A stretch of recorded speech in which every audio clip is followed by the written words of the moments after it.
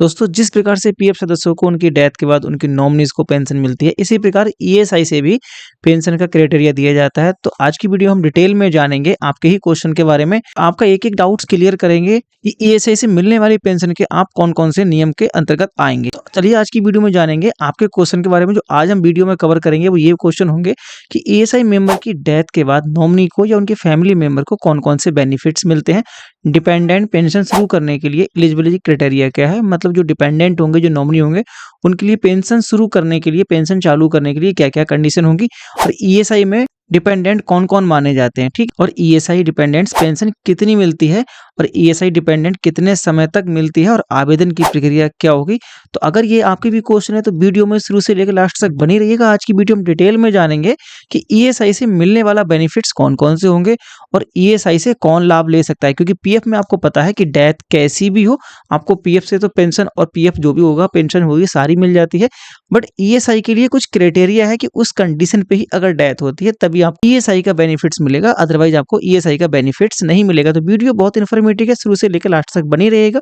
अगर आप हमारे चैनल पर पहली बार आए हैं तो सब्सक्राइब कर लीजिएगा, फेसबुक पेज पर देख रहे हैं तो फॉलो कर लेना।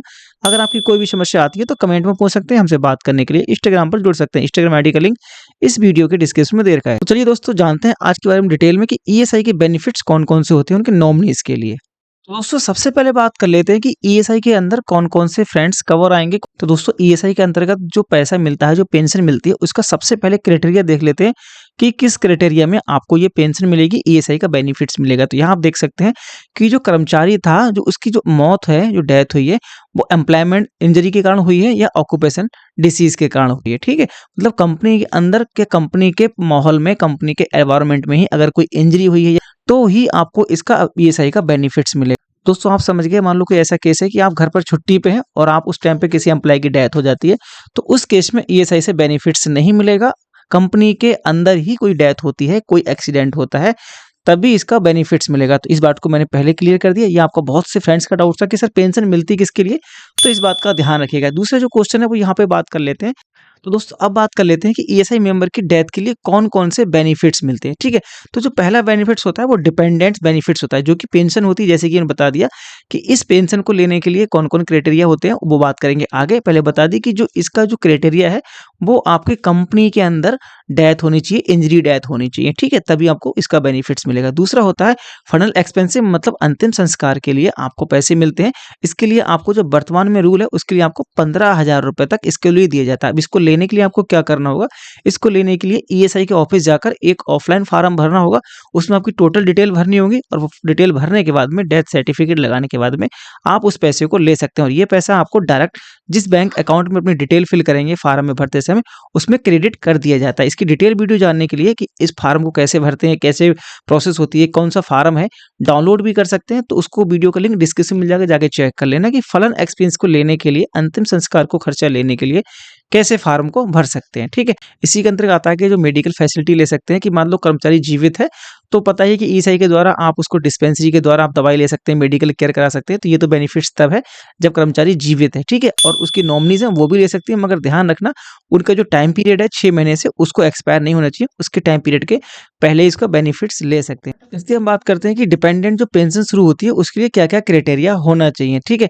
तो सबसे पहला इसमें कंडीशन ये है कि जो ईएसआई मेंबर है वो उसके पास आईपी नंबर होना चाहिए, मतलब उसका ईएसआई नंबर एक्टिव होना चाहिए, ठीक है? दूसरी है कि जो आपके कर्मचारी थे उसकी जो डेथ हुई है वो एम्प्लॉयमेंट इंजरी या ऑक्यूपेशन डिसीज, मतलब व्यावसायिक रोग के कारण हुई हो, ठीक है ना?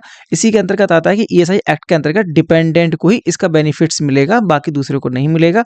और जो दस्तावेज लगेंगे उनमें क्या है, आपका डेथ सर्टिफिकेट होगा और इंजरी रिपोर्ट होगी, जो कि आपका जो रिपोर्ट आएगी, पोस्टमार्टम रिपोर्ट बन के आएगी, जो उसका इंजरी रिपोर्ट भी होनी चाहिए, जो कि कंपनी के द्वारा भी वेरीफाई की जा सकती है, ठीक है? अब आगे हम बात कर लेते हैं कि जो आपका ईएसआई में डिपेंडेंट होंगे, जो पेंशन लेने वाले होंगे, वो कौन-कौन होंगे। अगर शादी हो चुकी है तो उनकी पत्नी हो गई, वो आपको पेंशन का पैसा ले सकती है, और अगर पत्नी एक्सपायर हुई है तो पति भी इसके लिए पैसा ले सकता है, मतलब कुछ कंडीशन के लिए फॉलो करनी होंगी। और दूसरे होंगे जो डिपेंडेंट चिल्ड्रंस होंगे, उनके लिए इनका बेनिफिट्स मिल जाएगा, जो पेंशन चालू होगी। मगर ध्यान रखना है कि जो बेटा है तो उसकी एज 25 साल तक है और लड़की है तो उसकी शादी होने तक ये पेंशन मिलेगी। अगर इसी दौरान कोई बच्चा विकलांग है तो उसके लिए लाइफ टाइम पेंशन मिलेगी। तो दोस्तों आपका अगला क्वेश्चन होगा कि इसमें सर पेंशन मिलती कितनी है? तो इस पे बात कर लेते हैं कि जो आपकी पेंशन मिलेगी, वो आपकी जो वेजेस है, वो आपको जो एम्प्लॉयी था उसकी 100% के आस-पास माना जाता है। मगर फिर भी जो होगी आपको 90% तक इसकी पेंशन दी जाती है, जो भी एम्प्लॉयी की लास्ट सैलरी थी। जैसे कि मान लो किसी की लास्ट सैलरी 20,000 रुपए थी, तो उसका 90% हो गया आपका 18,000 रुपए, तो 18,000 रुपए आपको पेंशन मिलेगी और ये पेंशन आपकी डिस्ट्रीब्यूट होगी आपके जितने भी नॉमिनी होंगे, जो भी इसको पेंशन के लेने के हकदार होंगे। जैसे कि अगर वाइफ है तो उनको जो पेंशन मिलेगी उसको वो 60% तक मिलेगी और जो बच्चे हैं तो प्रत्येक बच्चे को 20-20% तक मिलेगी और एक बार में 2 ही बच्चों को मिलेगी। मतलब किसी के पास अगर 4 बच्चे हैं तो जिनकी भी डेट ऑफ बर्थ बड़ी होगी उनको मिलेगी और 25 साल तक की मैंने एज बता दी कि लड़का है तो 25 साल तक, लड़की है तो शादी होने तक। अगर किसी के लड़के ही हैं तो लड़के के लिए 20-20% मिलेगी। इस प्रकार से ठीक है, जो भी पैसा मिलेगा वो 100% से अधिक नहीं हो सकता। तो जैसे कि यहाँ बताया कि 100% तक माना जाएगा, मगर 100% का 90% आपको दिया जाएगा, 10% आपको नहीं दिया जाएगा। जो 90% होगा इसको ही 100% मानकर इसको 60% तक वाइफ के लिए दिया जाएगा और 20-20% बच्चों के लिए डिस्ट्रीब्यूट होगा।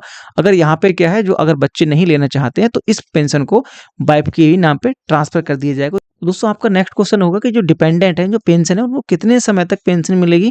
तो जो वाइफ है उनकी पूरी जिंदगी भर, या फिर दूसरी शादी ना कर लें। अगर दूसरी शादी कर लेती हैं तो ये पेंशन बंद कर दी जाएगी। अगर बच्चे हैं तो बच्चे की उम्र है तो लड़की की शादी होने तक बंद कर दी जाएगी, मतलब लड़की की शादी होने तक है। और जो पेरेंट्स हैं उनको जीवन भर मिलेगी, जब तक वो जीवित है उसके बाद वो बंद हो जाएगी। और जो लड़का है 25 साल तक एज तक उनको मिलेगी। ये है इसका क्राइटेरिया कि पेंशन लेने के लिए कौन-कौन कब तक पेंशन ले सकते हैं। तो दोस्तों अब बात कर लेते हैं कि इसके लिए आपको आवेदन कैसे करना होगा। तो इसके लिए आवेदन कोई ऑनलाइन प्रक्रिया नहीं है, ये सिर्फ ऑफलाइन प्रक्रिया है। तो आपको करना क्या होगा, आपको जो नज़दीकी आपका ईएसआई ऑफिस है या रीजनल ऑफिस है वहाँ जाना होगा। वहाँ से आपको एक फार्म लेना होगा। उस फार्म में जो नॉमिनीज़ हैं उनकी डिटेल को फिल करना होगा। उसके साथ में दस्तावेज आपको क्या-क्या लगेंगे, डेथ सर्टिफिकेट लगेगा और इसके साथ ही साथ एम्प्लॉयड इंजरी हुई है, एक्सीडेंट रिपोर्ट है, वो आपको लगेगी और इंश्योरेंस नंबर है जो कि आपका ईएसआई नंबर होता है, जिसको आईपी नंबर बोलते हैं, वो लगेगा। आपका नॉमिनीज़ की बैंक अकाउंट्स की डिटेल लगेंगी, जो भी डिपेंडेंट है, अगर बच्चे हैं तो उनका भी बैंक डिटेल लगेगी और सभी दस्तावेजों को ले जाके ईएसआई ऑफिस में जमा करना होगा। और यहाँ पे क्या है, कंपनी से भी इसको वेरीफाई करवा लेना होगा। दोस्तों यहाँ पे ध्यान रखना, अगर वाइफ और बच्चे दोनों पेंशन ले रहे हैं तो सभी के लिए ध्यान रखें कि कम से कम अगर एक ही बैंक में सभी का बैंक अकाउंट खुला है तो पेंशन बहुत जल्दी चालू हो जाती है। तो इसको ध्यान रखें कि हो सके तो सभी की बैंक अकाउंट एक ही हो, जिससे आईएफएससी कोड सेम मैच करे। आई होप दोस्तों आपको वीडियो इन्फॉर्मेटिव लगी होगी। अगर आपको वीडियो इन्फॉर्मेटिव लगी हो तो वीडियो को लाइक और चैनल को सब्सक्राइब जरूर कर लीजिएगा। फेसबुक पेज पर देख रहे हैं तो फॉलो कर लेना। दोस्तों अगर आपका फिर भी कोई डाउट्स रह गया है, कोई सवाल है आपका, तो हमसे जरूर बात कर सकते हैं। उसके लिए क्या करना होगा, इस वीडियो के डिस्क्रिप्शन में इंस्टाग्राम आईडी का लिंक दे रखा है, फॉलो करके मैसेज कीजिएगा या हमसे कमेंट में बात कर सकते हैं। और हम मिलते हैं इस प्रकार की और भी इन्फॉर्मेटिव वीडियो के साथ। सब्सक्राइब और फॉलो करना ना भूलिएगा। Thanks for watching.